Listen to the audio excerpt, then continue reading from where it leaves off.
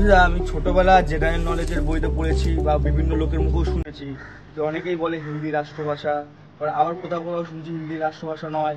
মানে বিষয়টা কি সত্যি সংবিধানে লেখা আছে কোথাও, নাকি ভুল প্রচার হয়? আমি এটা একটু বিস্তারিত বলবো। তুমি হিন্দি ভারতের রাষ্ট্রভাষা শুধুই নয়, আমিও বইতে পড়েছি, আমাদেরকে যারা টিচাররা পড়িয়েছে তারাও সেটাই জানতো। এই যে একটা মিথ্যেকে, স্বাধীন ভারতের সব থেকে বড় মিথ্যে, স্বাধীনতার পর থেকে ক্রমাগত চালানো হয়েছে যে হিন্দি ভারতের রাষ্ট্রভাষা। কেউ তার সংবিধান ঘেটে দেখেনি, কিন্তু আমরা বড় হওয়ার সঙ্গে সঙ্গে বাঙালির কথা বলতে বলতে বলতে বলতে এগুলো আমাদের কাছে ক্লিয়ার হয়েছে। ভারতের সংবিধানে রাষ্ট্রভাষা শব্দটার কোনো উল্লেখ নেই। তাহলে কি? হিন্দি এবং ইংরেজি দুটো কেন্দ্র সরকারের দাপ্তরিক ভাষা। ভারতের মোট 22টা সরকারি ভাষা, তার মধ্যে বাংলা আছে, তামিল আছে, তেলুগু আছে, ওড়িয়া আছে, অসমিয়া আছে, মারাঠি আছে, গুজরাটি আছে, হিন্দি আছে, উর্দু আছে। এরকম 22টা ভাষা কিন্তু ভারতের সরকারি ভাষা। আর যখন দিল্লিতে কেন্দ্র সরকারের মধ্যে দাপ্তরিক কাজকর্ম হবে, তখন তাদের ভাষা হচ্ছে হিন্দি এবং ইংরেজি দুটোই। আলাদা করে হিন্দি ভারতের কোনো রাষ্ট্রভাষা নেই। প্রথম বুঝে নেওয়া প্রয়োজন, ভারত কোনো ভাষার ভিত্তিতে রাষ্ট্র তৈরি হয়নি। বহুজাতিক বিভিন্ন তামিল জাতি, বাঙালি জাতি, ওড়িয়া জাতি, তেলুগু জাতি, হিন্দুস্তানি জাতি সব নিয়ে ইন্ডিয়া, দ্যাট ইজ ভারত। ভারতের দুটো নাম, ইন্ডিয়া, দ্যাট ইজ ভারত। এটা বিভিন্ন জাতি এবং বিভিন্ন ভাষা নিয়ে গঠিত। ঠিক আছে? ভারতের কোনো রাষ্ট্রভাষার উল্লেখ কোনো সংবিধানে কোনো জায়গায় নেই। এমনকি সংবিধান তৈরির আগে ভোট হয়েছিল কনস্টিটিউয়েন্ট অ্যাসেম্বলিতে। কনস্টিটিউয়েন্ট অ্যাসেম্বলিতে একটা যে বডি ছিল যারা সংবিধান প্রণয়ন করেছিল, যে কোন কোন কোন ইস্যুতে কি হবে, ডিবেট হতো, সেখানে বক্তব্য নেওয়া হতো, দিয়ে তারপর ঠিক হতো। হিন্দি রাষ্ট্রভাষা হিসেবে ভোট হয়েছিল, হিন্দি হেরে গেছিল। হিন্দি রাষ্ট্রভাষা নয়, পরিষ্কার করে জেনে নেওয়া প্রয়োজন। ভারতীয় সংবিধান যে কেউ খুলে দেখতে পারে।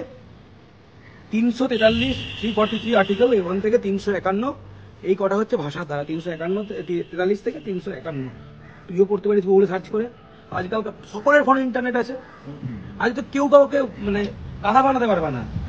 তো চাইলে এখানে গুগল সার্চ করে দেখে নিতে পারে। এমনকি গুজরাট হাইকোর্ট তো বলেই যে ভারতের কোনো রাষ্ট্রভাষা নেই, হিন্দি রাষ্ট্রভাষা নয়। এমনকি গুজরাটের মাটিতে হিন্দি বিদেশি ভাষা, গুজরাট হাইকোর্ট বলেছে। একটা নিউজ আর্টিকেল আমি দেখছি। তাহলে বাংলার মাটিতেও হিন্দি বিদেশি ভাষা, কারণ বাংলা ভাষার ভিত্তিতে তৈরি রাজ্য। আর বলেন হিন্দুস্তান হিন্দুস্তান হিন্দুস্তান, আর হিন্দুস্তান একটা অঞ্চলের নাম, পাটনা থেকে হরিয়ানা, এই যে বিস্তীর্ণ অঞ্চলটা, যে হিন্দি বলা এটা হচ্ছে হিন্দুস্তান। আগে গ্রামে বলতো না যে হিন্দুস্তানি, হিন্দুস্তানি এসেছে। হিন্দুস্তানি মানে ওটা ভারত না। সাউথ ইন্ডিয়ানদেরকে হিন্দুস্তানি বলে না, বাঙালিকে, ওড়িয়াকে, অসমিয়াকে হিন্দুস্তানি বলে না। আমরা ভারতীয় সকলে, হিন্দুস্তানিও ভারতীয়, বাঙালিও ভারতীয়। হিন্দুস্তান হচ্ছে একটা অংশ ভারতের, আর গোটা ভারতের জায়গাটা হচ্ছে ইন্ডিয়া, দ্যাট ইজ ভারত। সংবিধানের দুটো নাম পরিষ্কার করে লেখা আছে, ইন্ডিয়া, দ্যাট ইজ ভারত।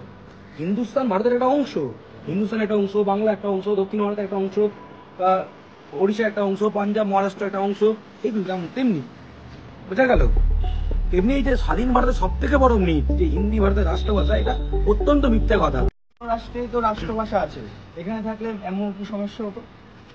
বিভিন্ন রাষ্ট্র, সেখানে যেমন যেমন ইংল্যান্ড, ব্রিটিশদের একটা, ইংল্যান্ডের ইংরেজি ভাষা, জার্মানির জার্মান ভাষা, একটা করে জায়গা, একটা করে ভাষাভাষী অঞ্চল।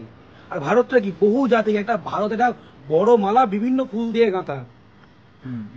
স্বাধীনতার আগে তো তামিলনাড়ুদের তামিলদের একটা জায়গা ছিল, বাঙালির একটা জায়গা ছিল, ওড়িয়ার একটা জায়গা ছিল। এইগুলো নিয়ে ভারত স্বাধীনতার পরে ভারতের যে ভৌগোলিক মানচিত্র তৈরি হয়েছে।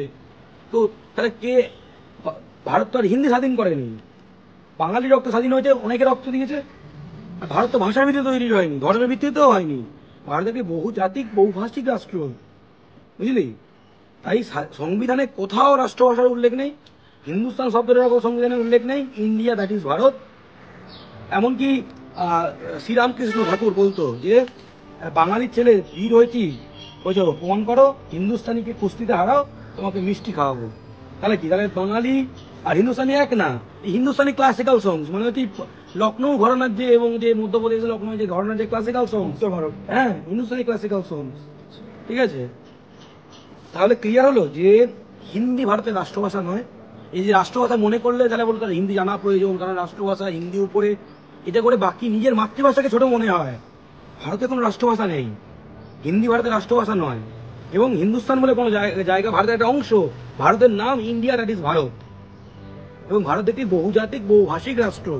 ভারতের 22টা সরকারি ভাষা, হিন্দি এবং ইংরেজি হচ্ছে কেন্দ্র সরকারের দাপ্তরিক ভাষা। আবার রেলও হচ্ছে কেন্দ্র সরকারি, ব্যাংকও কেন্দ্র সরকারি হয়, ঠিক আছে। কিন্তু যখন বাংলার মাটিতে পরিষেবা দেবে তখন বাংলার ভাষায় দিতে হবে। ক্যাটাগরি তিন রকমের ক্যাটাগরি রাজ্য হয়, category A, category B, category C. Category ক, ক্যাটাগরি গ, ক্যাটাগরি ক, খ, গ।